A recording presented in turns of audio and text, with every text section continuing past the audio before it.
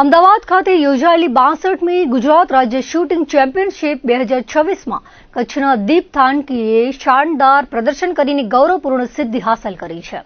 યશદેવ sports and shooting association તરફથી કચ્છનું પ્રતિનિધિત્વ કરતા અને ગુજરાત સ્ટેટ રાઇફલ એસોસિએશન તેમજ નેશનલ રાઇફલ એસોસિએશન ઓફ ઇન્ડિયાના સભ્ય એવા દીપ થાનકીએ 50 મીટર રાઇફલ પ્રો અને પુરુષ વર્ગમાં 550નો સ્કોર મેળવ્યો હતો અને જરૂરી લઘુત્તમ ક્વોલિફાઇંગ સ્કોરને પાર કર્યો છે.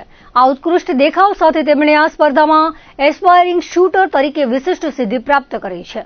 આ પ્રશંસનીય પ્રદર્શન આધારે દીપે west zonal shooting championship, pre national championship અને all India GV Mavalankar shooting championship જેવી પ્રતિષ્ઠિત સ્પર્ધાઓ માટે પણ સફળતાપૂર્વક ક્વોલિફાય કર્યું છે.